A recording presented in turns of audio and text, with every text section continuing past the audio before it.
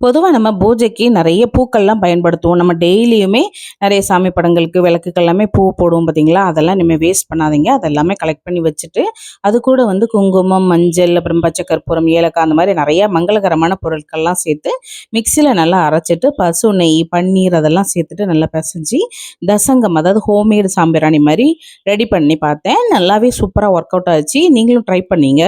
நான் வந்து நேத்திக்கு விளாக்ல வந்து நம்ம சேனல்ல அத போஸ்ட் பண்ணியிருக்கேன். அதோட லிங்க் வந்து ரிலேட்டட் வீடியோவா குடுக்குறேன் பாருங்க.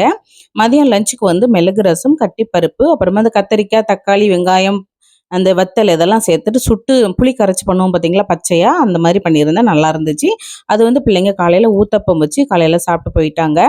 ஈவினிங்க்கு வந்து நவீன் வாழைக்காய் பச்சி போட்டு வைம்மான்னு சொல்லியிருந்ததுனால, அவங்க வரதுக்கு முன்னாலே மசாலா டீயும், வாழைக்காய் பச்சியும் போட்டு வச்சிருந்தேன். அத எல்லாமே சாப்பிட்டு முடிச்சுட்டு அவங்கவங்க படிக்கிறதுக்கு கிளம்பிட்டாங்க.